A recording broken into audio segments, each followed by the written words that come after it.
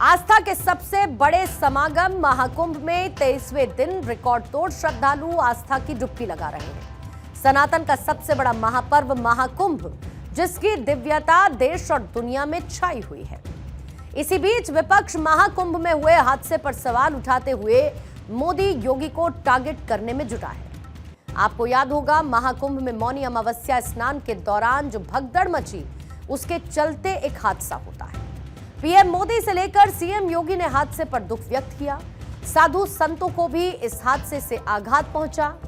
लेकिन जरा देखिए, जब लाखों श्रद्धालु बसंत पंचमी के मौके पर महाकुंभ में तीसरा अमृत स्नान कर रहे थे, तब संसद में महाकुंभ हादसे पर सियासत हो रही थी। सनातन के सबसे बड़े महापर्व पर किस तरीके की राजनीति की जा रही है, उसकी आपको एक नहीं बल्कि कई तस्वीरें दिखाते हैं।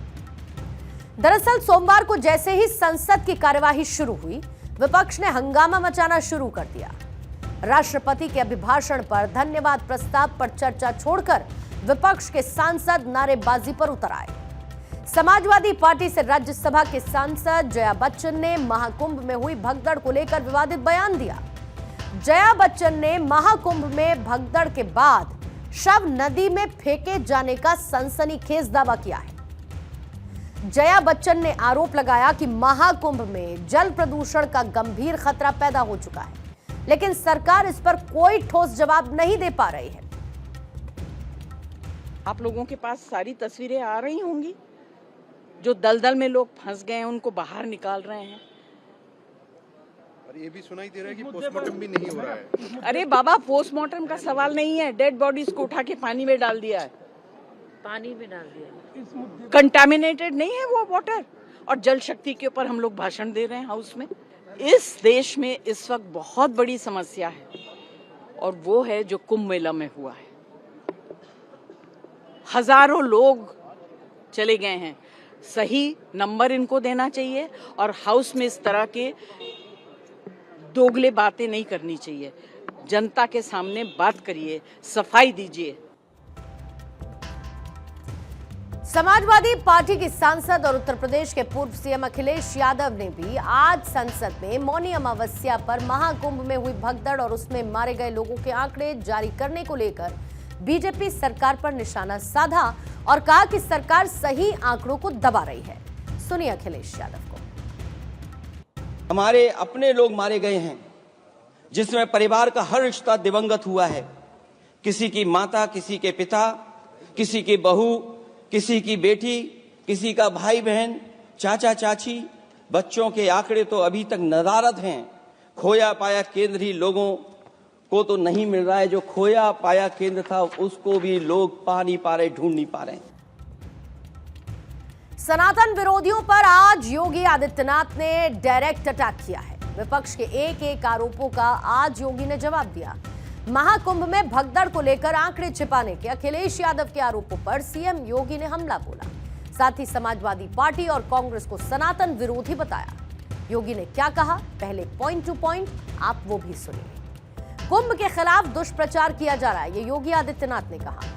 महाकुंभ से षड्यंत्र रचने वालों को बेनकाब करेंगे। सनातन के खिलाफ सुपारी लेकर षड्यंत्र हो रहा है। समाजवादी पार्टी और कांग्रेस में सनातन विरोधी प्रतियोगिता चल रही है। अखिलेश यादव का चरित्र सनातन विरोधी है। मल्लिकार्जुन खड़गे का बयान गुमराह करने वाला है। सनातन धर्म के खिलाफ सुपारी लेकर के षड्यंत्र करने वाले तत्वों के द्वारा लगातार शरारत पे शरारत करते हुए झूठ के और असत्य के नित नए प्रतिमान भी गढ़े जा रहे हैं।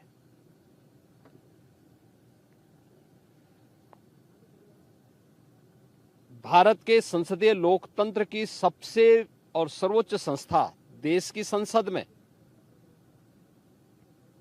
कांग्रेस अध्यक्ष से मल्लिकार्जुन खड़गे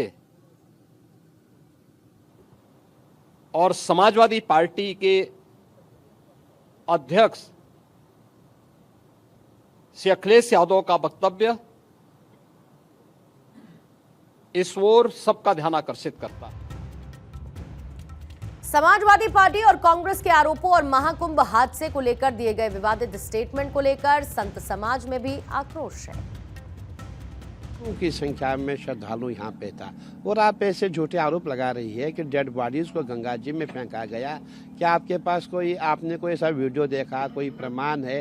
लेकिन आप ऐसी बातें कर रहे हैं, हिंदू विरोधी बातें अच्छी बात नहीं है। आप सनातन विरोधी बातें कर रहे हैं। गंगा जी में कौन सी डेड बॉडी फेंकी? मैं समझता हूँ आपको ऐसा नहीं बोलना चाहिए। जो भी उन्होंने कहा है मैं उसकी निंदा करता हूँ। आप सोचिए, इतने बड़े आयोजन में अगर कोई हादसा हुआ तो क्या इस पर सियासत करना जायज है?